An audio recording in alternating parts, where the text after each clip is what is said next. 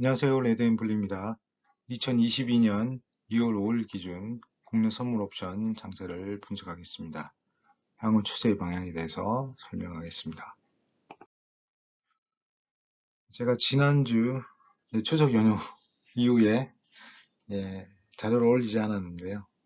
2주 만에 자료를 올리는 것 같습니다. 자, 지금 시장의 이슈는 러시아의 우크라이나 침공이 이슈가 되고 있죠. 하지만 뉴스를 보면 뭐 당장 할 것 같지는 않은데 한다면 저희가 할 수 있는 것은 옵션 양매수를 통해서 수익을 창출할 수 있겠습니다. 그리고 현재 미국 선물 시장은 하락 추세를 지속하다 기술적 반등을 하고 있습니다.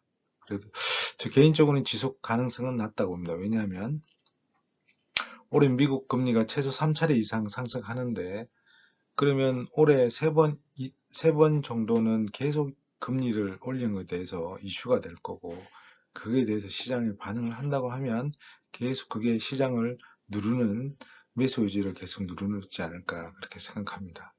금리가 오면 기본적으로 채권 쪽으로 자금이 이동하고 주식 쪽에서 자금이 빠지는 걸로 저는 알고 있습니다. 뭐 그런 관점에서 일단 금리가 오르는 것은 주식시장에는 좋지 않다. 지금 기술적 반등을 하고 있지만 상당히 지금 변동성이 큰 걸 알 수 있죠.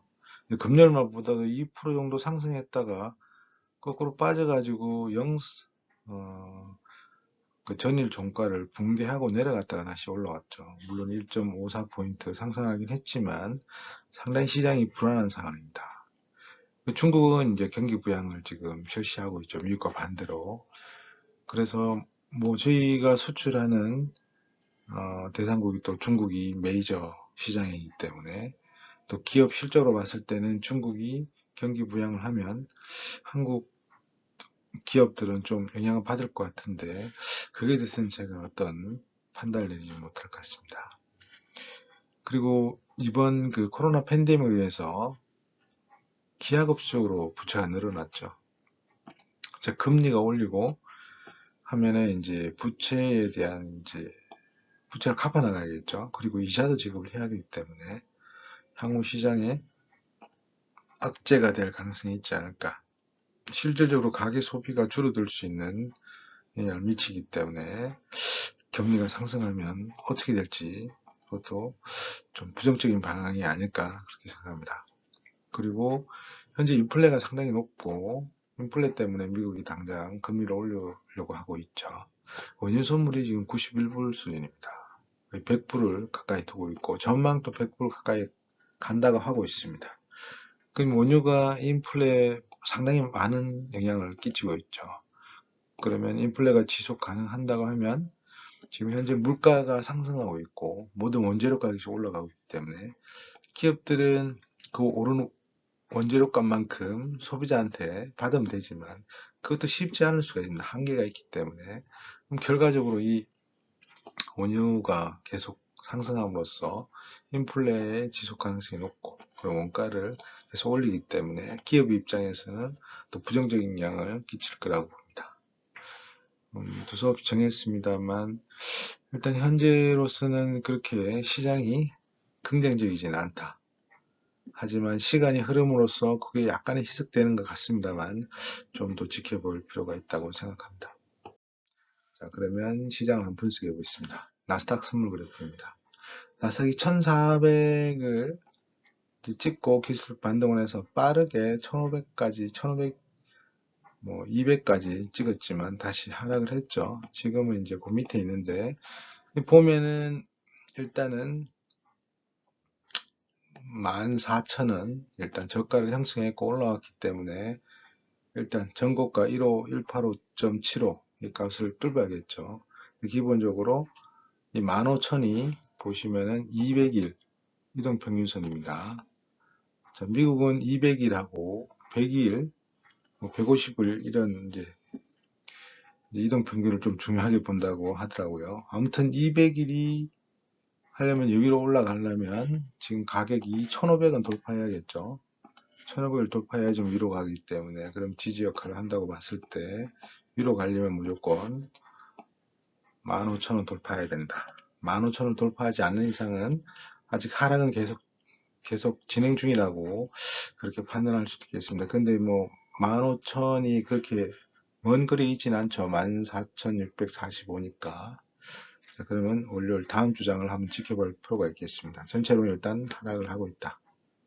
하락하고 상승. 어떻게 할 것이냐. 위로 갈 것이냐, 아래로 갈 것이냐. 여기는 항생입니다. 항생은 여기 보시면 2020년 10월 20일 주가 그 수준에 머물죠. 왜냐하면 이제 홍콩 사태도 있었고 또 그 위에 이제 미국하고 중국이 영향이 안 좋다가 보니까 쭉 빠졌습니다. 또 중국 정부에서 홍콩을 좀 많이 억압을 했기 때문에 계속했고 여기 이제 저점을 형성한 데 지금 반등을 주고 있는 상황입니다. 저 개인적으로는 이 저점은 형성을 했고 25,000 했기 때문에 25,000은 뚫고 올라가지 않을까. 미국과 반대로 미국은 계속 상승에 조정하고 있지만 항생은 계속 하락을 했기 때문에 그렇다고 하면 미국보다는 좀 더 수익을 위로 주지 않을까 이렇게 판단합니다. 하지만 아직까지 뭐 상승 하락은 하고 있습니다만 어느 정도 바닥은 형성했다고 보고 있습니다. 국내 코스피 종합지수입니다. 저희 지수도 마찬가지로 미국장하고 쭉 따라 내려가 버렸죠. 여기 상당히 많이 2,900을 깨고 2,600까지 갔으니까 상당히 짧은 시간에 상당히 급락을 했습니다.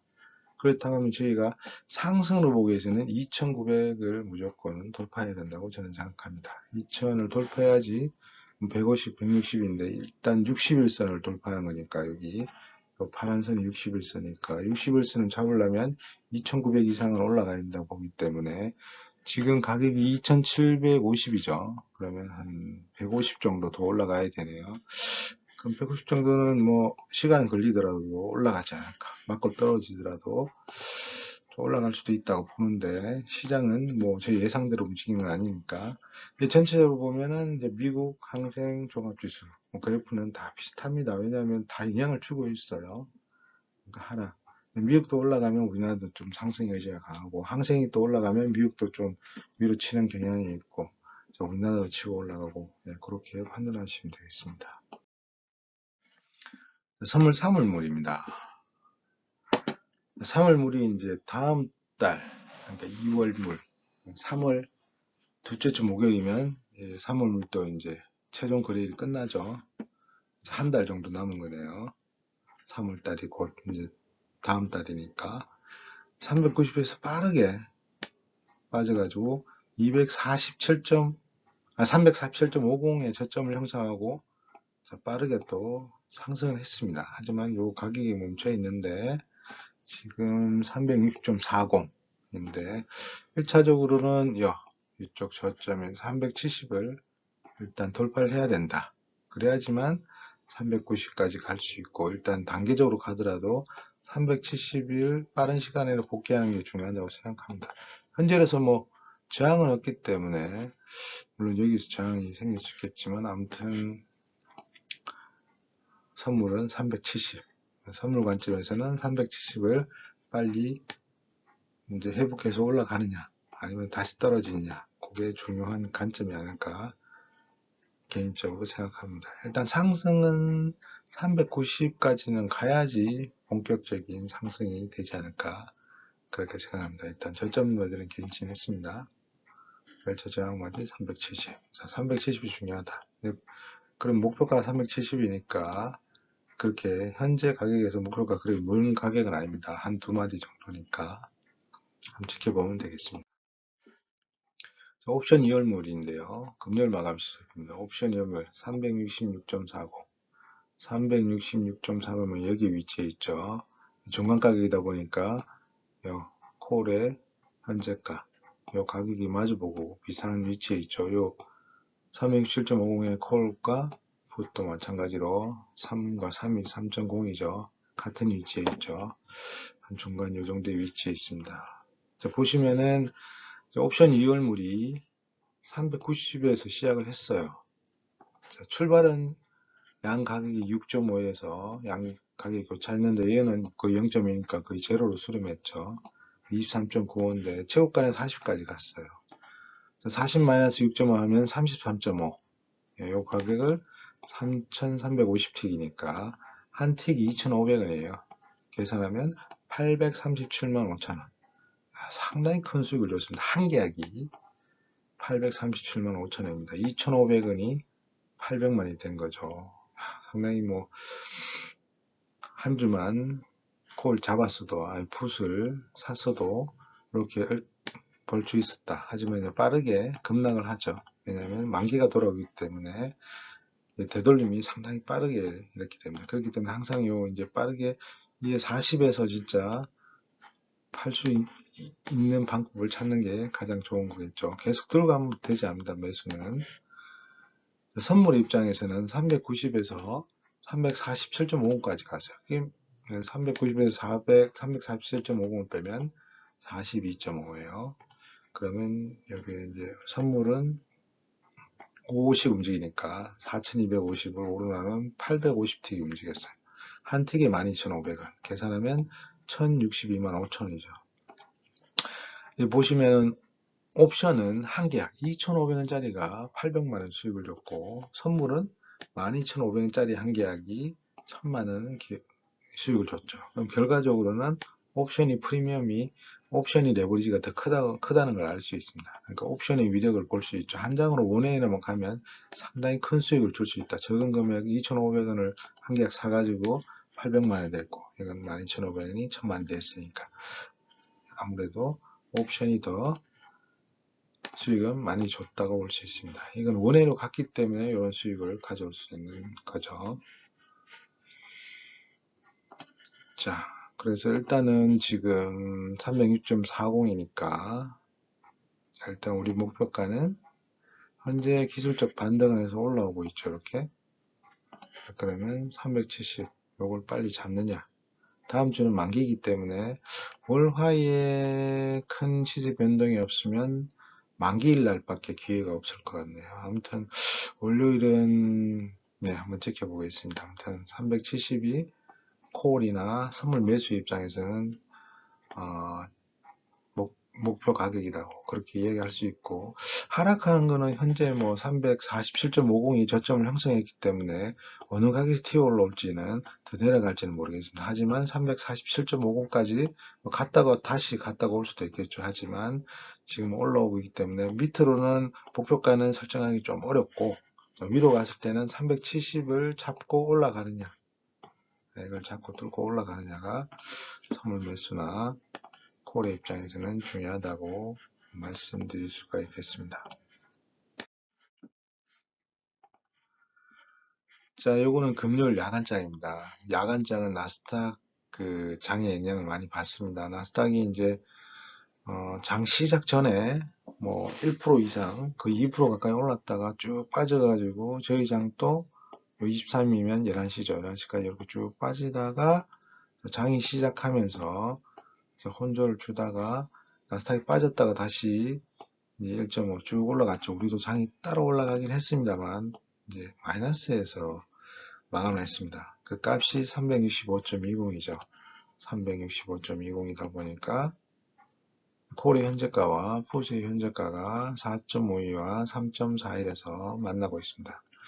양 옵션 등가격 프리미엄은 3까지 죽었죠. 원래 처음에 6에서 시작했잖아요. 390이 시작했을 때 그렇게 했으니까 프리미엄 많이 죽었다. 3.5임이 3.4일 남았는데, 아무튼 이 야간 가격을 봤을 때는 다음 주 월요일은 360가 가장 중요한 가격이 되겠습니다. 자, 그러면 다음 주 월요일장 어떻게 대응할 거냐. 자, 금요일 종가는 306.40이었다. 하지만 야간은 좀 빠져서 했다. 이제 한 1.40, 80, 20, 뭐 이 정도 빠져버렸죠. 그러니까 일단 중요한 거는 360가 가장 중요하다.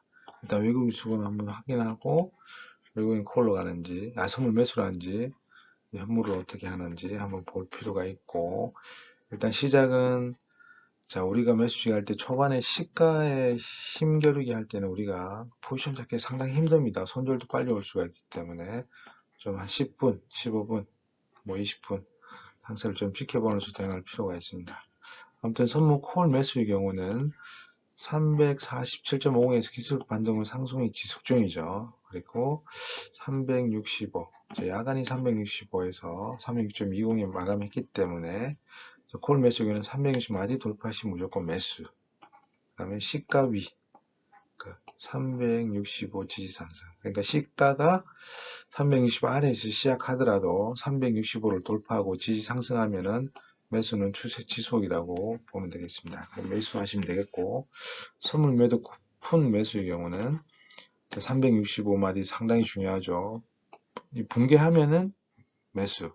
그리고 시가가 360마디 위에서 시작해서 365 붕괴하면은 시가 붕괴, 마디 붕괴니까 일단 하락하는구나 그렇게 생각하고 매도를 진입하면 되고, 시가 아래에서 시가가 360 아래에서 시작해가지고 365를 돌파하면은 돌파해서 막 꺼적꺼적거리면 시가를 붕괴하지 않는 이상은 매도는 절대 하면 안 될 것 같습니다. 그래서 만약에 요 시가가 밑에서 형성하고 365 위로 돌파로 여기에서 요 라인이 360이라고 여기 시가라고 하면 이렇게 돌파가 떨어지든가 다시 올라갈 수가 있는데, 이렇게 올라갔다가 시가를 붕괴하면 요점에서 매도를 쳐야 됩니다. 여기서 매도를 치지 말고 확인, 시가에서 확인하고, 왜냐면 여기서 다시 시가에서 쳐 올릴 수 있기 때문에 보통 패턴을 보면은 보통 눌림목을 주죠.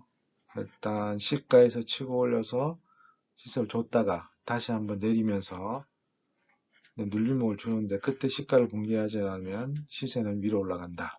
그게 일반적입니다. 그렇기 때문에 360을 상당히 중요하다. 시가와 360을 봐서 양 가격을 지키고 올라가면 매수, 양 가격을 붕괴하면 매도로 되어 있습니다. 우리나라 장이 우리장은 내부적인 것보다는 해외 변수에 의한 하락장이 계속했죠. 그리고 기술적 반등을 해오고 있고, 나스닥도 선물 상승 중입니다. 국내 선물이 지지하고 올라가면 일단 매수 관점 보면 되고, 월요일날 말하는 겁니다. 월요일 나스닥 선물, 이제 나스닥 선물이 야간장이죠. 미국 입장에서는.